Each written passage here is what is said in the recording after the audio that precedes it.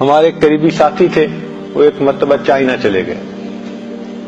اب وہاں لوگ انگلش کم جانتے ہیں اور یہ انگلش ہی بول سکتے تھے، تو ان کو خوب بھوک لگی. یہ چاہتے تھے کہ میں کہیں سے کچھ کھانا کھاؤں، تو انہوں نے سوچا کہ چلو میں اشاروں کی زبان سے اپنا کام نکالتا ہوں. ایک چائنیز کو انہوں نے کھڑا کیا اور اس کو انہوں نے کہنا چاہا کہ بھئی مجھے بھوک لگی ہے، تو انہوں نے پیٹ کی طرف اشارہ کیا کہ پیٹ خالی ہے میرا. وہ ان کو لے کے گیا ایک جگہ، جا کے دیکھا تو وہ ٹوائلٹ تھا. وہ سمجھا ان کے پیٹ میں خرابی ہے اور یہ بیچارہ ٹوائلٹ جانا چاہتا ہے. کہتے ہیں کہ میں ٹوائلٹ میں آ کے حیران، یہ مجھے کہاں لے کے آیا.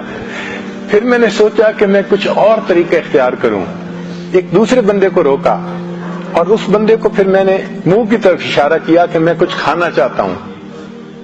وہ مجھے کہنے لگا کہ آؤ میرے ساتھ. وہ مجھے لے کے گیا ایک ریسٹورانٹ کے اوپر، اور میں نے دیکھا تو وہاں مچھلیاں اور اس قسم کی چیزیں بہت تلی ہوئی پڑی تھی، کباب بنے ہوئے پڑے تھے.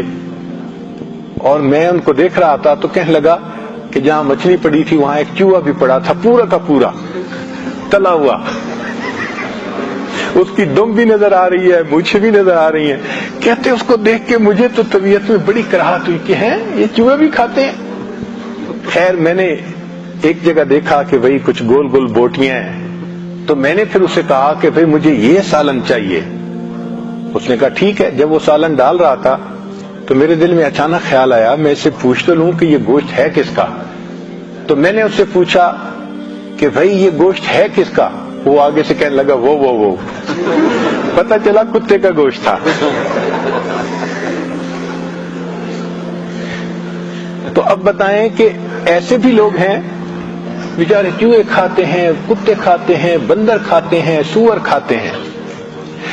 یا اللہ تیرا کتنا ہم پر کرم، ہم تو ساری زندگی سجدے میں پڑے رہے. اللہ ہم آپ کا شکر ادا نہیں کر سکتے کہ آپ نے ہمیں ایسا دین عطا کیا، ایسی نعمت عطا فرمائی کہ بس معلوم کرو اور عمل کرتے چلے جاؤ.